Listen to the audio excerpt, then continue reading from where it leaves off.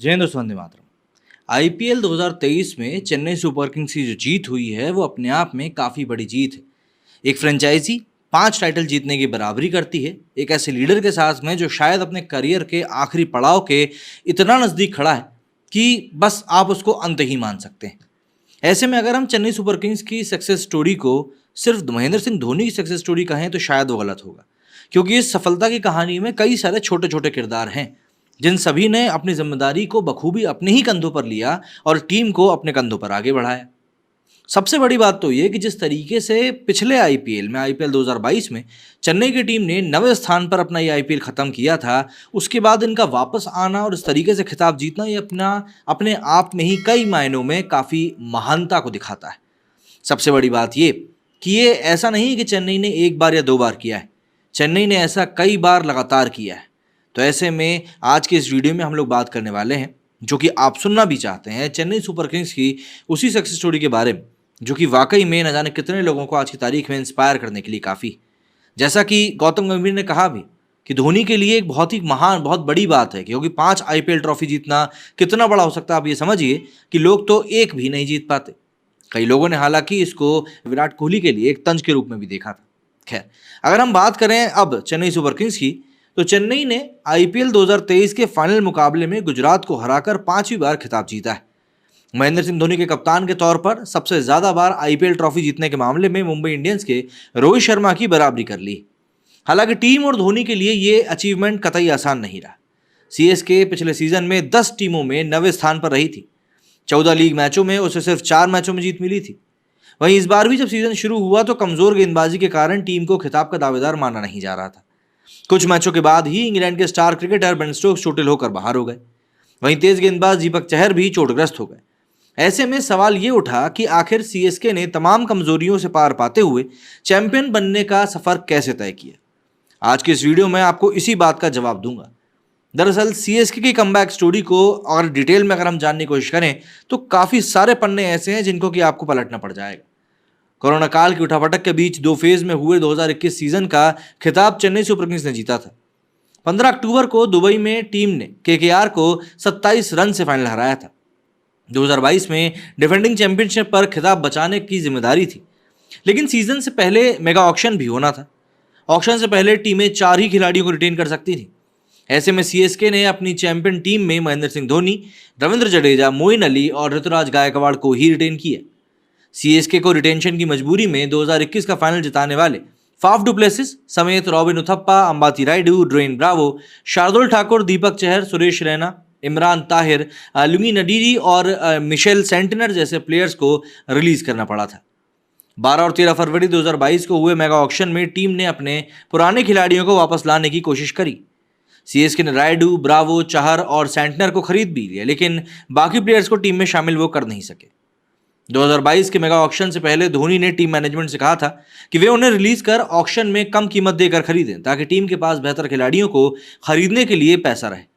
हालांकि मैनेजमेंट ने 12 करोड़ रुपए में धोनी को रिटेन कर लिया। धोनी के ही कहने पर मैनेजमेंट ने रविंद्र जडेजा को टीम के सबसे महंगे खिलाड़ी के रूप में रिटेन किया। जडेजा को टीम 16 करोड़ रुपए की रकम देती है और ये विराट कोहली के लगभग बराबर है।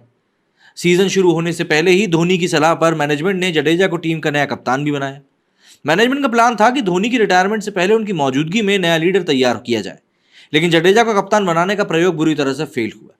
जडेजा ने पिछले आईपीएल के 8 मैचों में कप्तान के तौर पर 2 ही मैच जीत पाए। जडेजा ने बीच सीजन में कप्तानी छोड़ दी। धोनी ने फिर टीम की कमान संभाली, लेकिन बीच सीजन में कप्तानी बदलने के कारण टीम आखिरी 6 मैचों में 2 ही जीत सकी।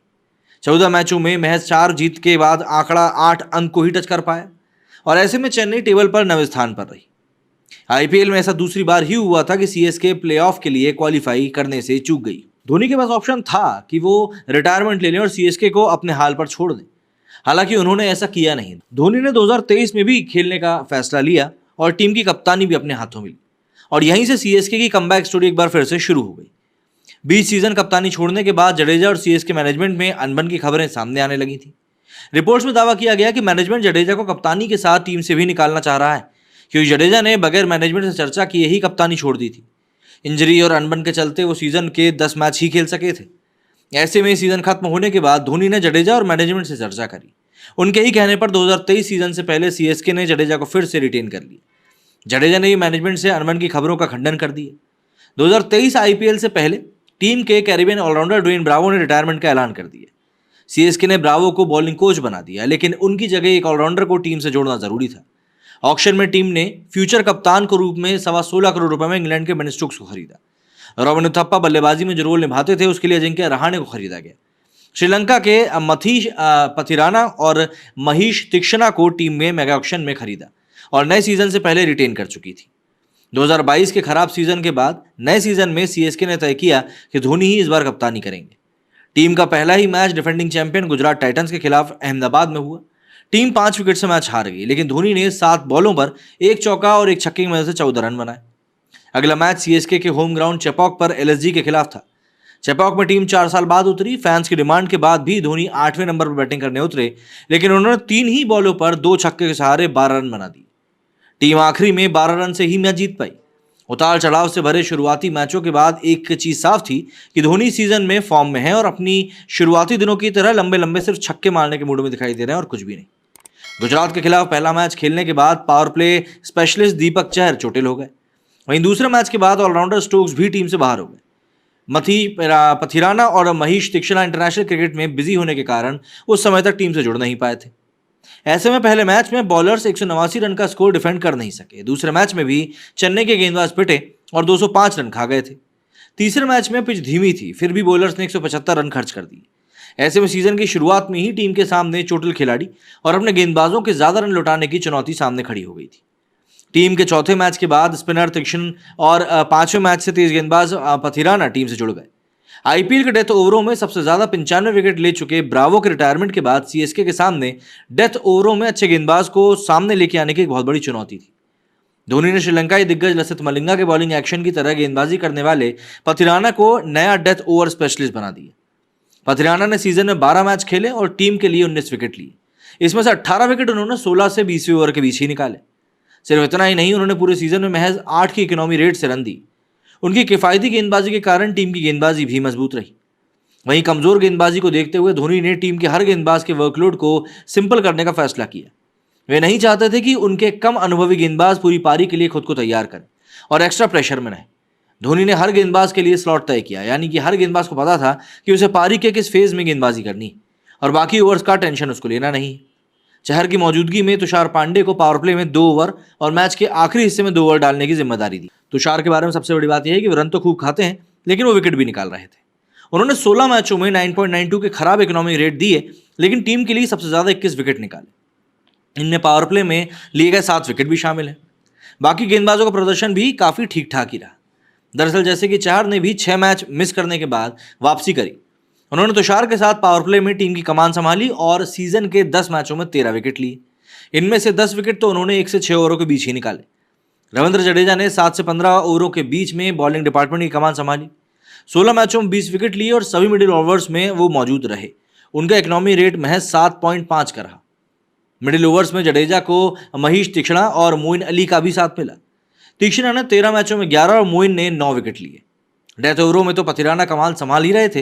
वहीं 16 से 20 ओवर के बीच में उनका 18 विकेट से ज्यादा विकेट कोई भी गेंदबाज नहीं ले सका। गुजरात टाइटंस के मोहित शर्मा 13 विकेट के साथ दूसरे नंबर पर रहे।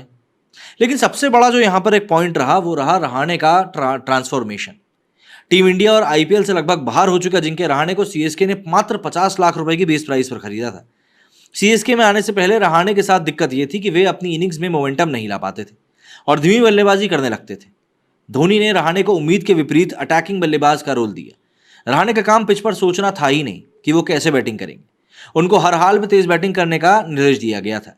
रहाणे को नया रोल खूब भाया और उन्होंने अपनी बल्लेबाजी को इस सीजन में पूरी तरह ट्रांसफॉर्म कर दिया। आमतौर पर 120 के स्ट्राइक रेट के आसपास रन बनाने वाले रहाणे ने इस सीजन 172 के स्ट्राइक रेट से रन बनाए। रहाणे को मोइन अली के चोटिल होने के बाद चौथे मैच में मुंबई के खिलाफ मौका मिला था। रहाणे ने इस मैच में खुद को साबित किया और 19 बॉलों पर ही 50 लगा दी। उन्होंने 27 बॉलों पर 61 रन बनाए और अपनी टीम को जीत के करीब पहुंचाया। रहाणे ने पूरे सीजन 14 मैच खेलकर 326 रन बनाए। इस दौरान उन्होंने 16 छक्के और 24 चौके भी लगाए। आईपीएल में बेहतरीन फॉर्म और पिछले दिनों मुंबई के लिए घरेलू क्रिकेट में अच्छा खेलने के कारण उन्हें वर्ल्ड टेस्ट चैंपियनशिप के फाइनल में टीम इंडिया में सिलेक्ट भी किया गया। उन्होंने चोटिल श्रेयस अय्यर को रिप्लेस किया। बॉलर्स की समस्या सुलझाने और रहाणे के रूप में एक हिटर बल्लेबाज डेवलप करने के बाद धोनी ने अन्य बल्लेबाजों का रोल भी सेट कर दिया। जैसे अगर हम बात करें ऋतुराज गायकवाड़ और ड्वेन कॉनवे की, तो पूरे सीजन इन्होंने ओपनिंग करी और दोनों ने करीब 850 रनों की टोटल पार्टनरशिप करी, जो कि आरसीबी के विराट कोहली और फाफ डू प्लेसिस के 939 रन के बाद सबसे ज्यादा थी।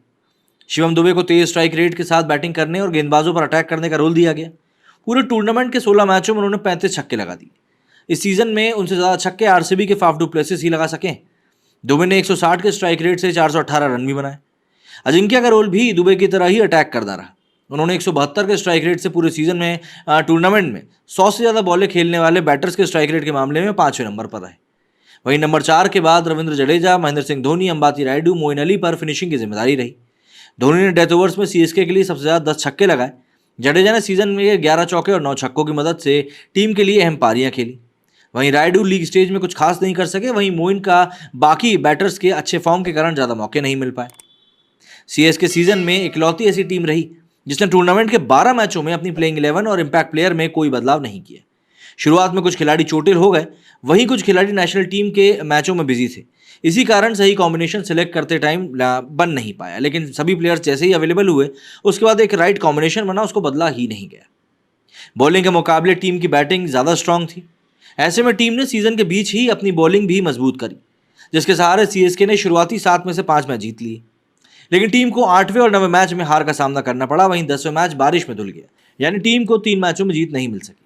ऐसे में इसके बाद से जो ट्रांसफॉर्मेशन फिर सीएसके का देखने के लिए मिला वो काफ़ी ज़्यादा शानदार था।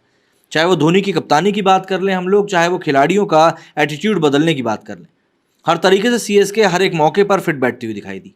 और आज अंजाम हम सभी के सामने है। जिस तरह से आईपीएल का फाइनल उन्होंने जीता है वो अपने आप में ही बताता है कि खिलाड़ी किस कदर जोश में थे। मेरी स्टूडियो फिलहाल इतना ही। जय हिंद, जय भारत।